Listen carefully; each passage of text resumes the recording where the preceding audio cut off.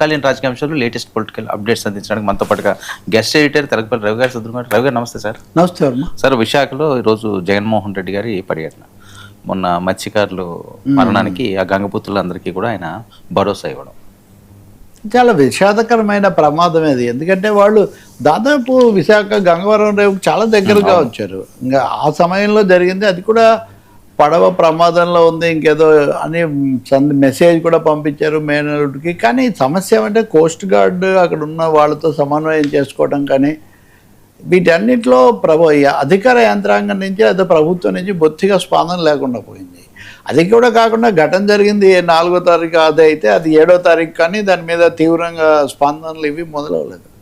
So ఈ నేపథ్యంలో మత్స్యకారుల సంఘాలు, ప్రతిపక్షాలు లేకపోతే వీళ్ళందరూ తీవ్ర ఆవేదన వెలిబుచ్చారు. ఆ కుటుంబాలు అయితే మరి మొత్తం వీధిన పడతాయి కదా. మత్స్యకారులకు వచ్చేసరికి వాళ్ళు సముద్రం మీదకి వెళ్ళి క్షేమంగా వస్తేనే, లేకపోతే కుటుంబాలకు ఏమీ ఉండదు.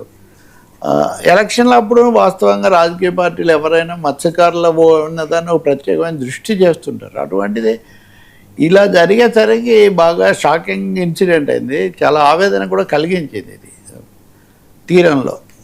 ఇంతకుముందు కొంతమంది పరామర్శించారు. జగన్మోహన్ రెడ్డి మాజీ ముఖ్యమంత్రి కార్యక్రమం ప్రకటించుకొని మరీ వెళ్ళారు. సో వెళ్ళడం అంటే నిన్నటి నుంచే ఇప్పుడు పరామర్శ అంటే పాలిటిక్స్ అన్నట్టు తయారైంది కదా. ముందుగానే అసలు జగన్మోహన్ రెడ్డి ఎందుకు వస్తాడు, ఏం చేస్తాడు, అది ఇదని పల్లా శ్రీనివాసులు తెలుగుదేశం పార్టీ రాష్ట్ర అధ్యక్షుడు ఆయన నిన్నే మీడియాతో మాట్లాడారు, ఇతర వాళ్ళు కూడా మాట్లాడారు. ఎవరేం మాట్లాడినా ప్రతిపక్షంలో ఉన్న తర్వాత వెళ్తారు. ఆయన వెళ్ళాడు ఈరోజు. అప్పుడు కూడా విమానాశ్రయం లేదా ఆంక్షలు పెట్టారు అట్లా అన్నారు. రెండో వైపున జగన్ వస్తే చాలా ఇది వచ్చింది జోష్ అని వీళ్ళు కొంత. ఇవన్నీ అయిన తర్వాత ఆయన వెళ్ళి పరామర్శించి మీడియాతో మాట్లాడారు. వర్మ, మనం గుర్తు చేసుకోవాలి, కొద్ది రోజుల కిందట విశాఖ ఉక్కు ఫ్యాక్టరీ ప్రమాదం అప్పుడు కూడా జగన్ అక్కడికి వెళ్ళటం, కమ్యూనిస్ట్ నాయకులు వెళ్ళటం, లోకేష్, పవన్ కళ్యాణ్ అందరూ వెళ్ళటం. ఆ రోజు కూడా ఉద్రిక్త పరిస్థితులు, రెండోది ఆరోపణలు ఇవన్నీ కూడా జరిగాయి. ఇక్కడ మనం ప్రధానంగా గుర్తించాల్సింది ఏంటంటే ప్రమాదాలు, ప్రాణాలు పోవడాలు ఇట్లాంటివి జరిగినప్పుడు రాజకీయమైన వివాదాలు వాటిని కొంచెం పక్కన పెట్టాల్సిన అవసరం ఉంటుంది. ముఖ్యంగా అధికారంలో ఎవరున్నా సరే, వీరున్నా వారున్నా విమర్శలు వస్తాయి, జాగ్రత్తలు తీసుకోవాల్సింది ఇట్లాంటివన్నీ వస్తాయి. ఈ పర్టికులర్ కేసులో ఆ జీపీఎస్ పరికరాలు కాస్త బాగా పనిచేస్తుంటే సమస్య జరిగి ఉండేది కాదు. ఆ జీపీఎస్ పరికరాలు లోపభూయిష్టంగా అవి ఫెయిల్ అవుతున్నాయి, దానివల్ల ఇది జరిగిందనే ఒక అభిప్రాయం. రెండవది సకాలంలో ఆదుకోకపోవడం వల్ల కూడా జరిగిందని. ఒక మత్స్యకారుడు అంతా అయిన తర్వాత కూడా మళ్ళీ బతికి వచ్చాడు.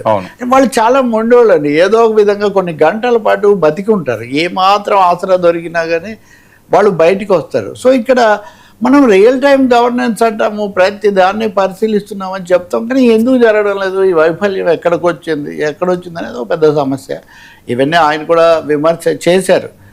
దాంతోపాటు పరిహారం విషయంలో కూడా మొదట ₹1,00,000 తర్వాత ఈ పరిహారం కూడా తగినంతగా చేయలేదు. కనీసం అది 25 లక్షలన్నా పరిహారం ఇచ్చే తప్ప వాళ్ళ జీవితాలంటూ ఇంకా ఉండవు. ఎందుకంటే చిన్నపిల్లలు ఉంటారు.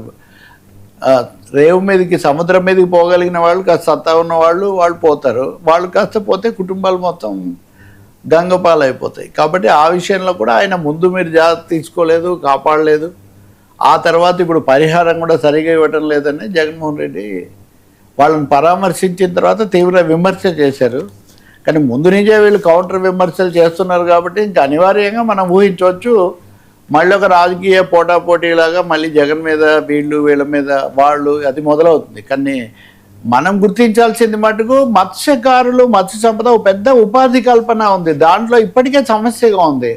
ఒకటి పెద్ద పెద్ద బోట్లు, మెషిన్ బోట్లు, ట్రాలర్లు రావడంతో ఏ ఏరియా అయితే, ఏ జలాలు అయితే మత్స్యకారుల కోసం అట్టిపెట్టబడ్డాయో ఆ జోన్లో కూడా వచ్చేస్తున్నాయి. ఎక్కడెక్కడ అసలు మొత్తం ఇలా పీల్చేసినట్టుగా, అంటే భూమిలో నీళ్లు పీల్చేసినట్టుగా చేపపిల్ల అన్నది ఉంటే అవి తీసేస్తున్నాయి. సో మత్స్యకారుల ఉపాధికి ముప్పు ఉంది, ప్రాణాలకు ముప్పు ఉంది, రక్షణ ఉండలేదు వాళ్ళకి ఇచ్చేది. ఇంకోటేమో ప్రకృతి వైపరీత్యాలు ఇవన్నీ వచ్చినప్పుడంతా వాళ్ళు దాదాపు ఆగిపోవడం, కొంతకాలం అసలు పోలేరు. సో ఈ నేపథ్యంలో చూస్తే ఇది ఒక హెచ్చరికగా తీసుకోవాల్సిన అవసరం ఉంటుంది. ఎటు తిరిగి ప్రభుత్వాలకు, పాలకులకు, ఇప్పుడున్న ప్రభుత్వానికి కూడా కార్పొరేట్ ఇంట్రెస్ట్ల మీద, లేకపోతే సముద్రంలో మనము ఇది బీచ్ షాక్ పెడదాము, లేకపోతే ఇంకోటి పెడదాము, అనే దాని మీద ఉన్న శ్రద్ధ రోజు మామూలు దైనందిన జీవితంలో పోరాడుతూ బతికే వాళ్ళ మీద లేకుండా పోతూ ఉంది. దానివల్ల ఈ సమస్య చాలా వస్తుంది. ఆయన మామూలు విమర్శలు చేయడంతో పాటు ఈ సహాయం పెంచాలి, ఈ పరికరాలు వీటన్నిటిని ఆధునీకరించాలి అని చెప్తున్నారు.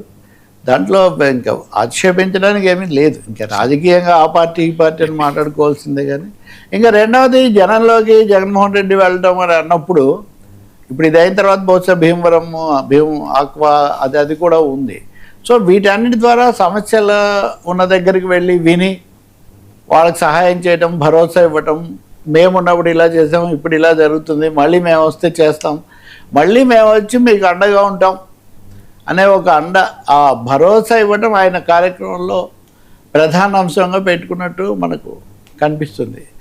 To watch. ఇంకా ఇది అయిన తర్వాత మళ్ళీ నేనైతే ఈ విషాదంలో వివాదం పెంచుకోవటం కంటే ప్రభుత్వం వాళ్ళని మ్యాక్సిమం గరిష్టంగా ఆదుకోవడానికి నిధులు కేటాయించడము, వాళ్ళకేమో కాస్త ఉపాధి కల్పించటము, భవిష్యత్తులో అయినా సరే ఈ మత్స్య కార్మికులకు సంబంధించిన ఈ సవాళ్ళు పెద్ద పెద్ద తిమింగళాల వాటి నుంచి అదే అంటారు సినిమాలో కథలో, మేము సముద్రంలో వేటకి వెళ్ళినప్పుడు తిమింగళాన్నైనా ఎదుర్కొంటున్నాం, కానీ ఈ రోజువారీ రాజకీయాల్లో ఈ దోపిడీ శక్తులు లేకపోతే వచ్చేవాళ్ళు ఈ పెద్ద పెద్ద ట్రాలర్స్, మెషిన్ బోట్స్ వీటిని మేము ఎదుర్కోలేకపోతున్నాం, చాలా సమస్యల పాలైపోతున్నామని వాళ్ళు వాపోతున్నారు. కాబట్టి ఇది ఒక హెచ్చరికగా దీన్ని తీసుకోవాల్సి ఉంది.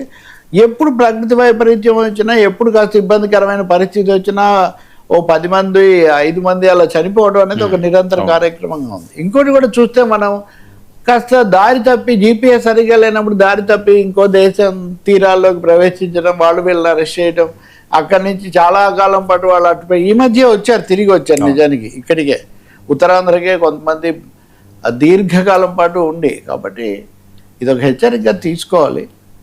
ఇంకా వైసీపీ వాళ్ళు కూడా పర్యటన ఉద్దేశం అది దృష్టిలో పెట్టుకున్నప్పుడు ఆ అంశానికి పరిమితమై రాజకీయ అంశాల వైపు నడిస్తే వివాదాలు కాకుండా ఉంటాయి.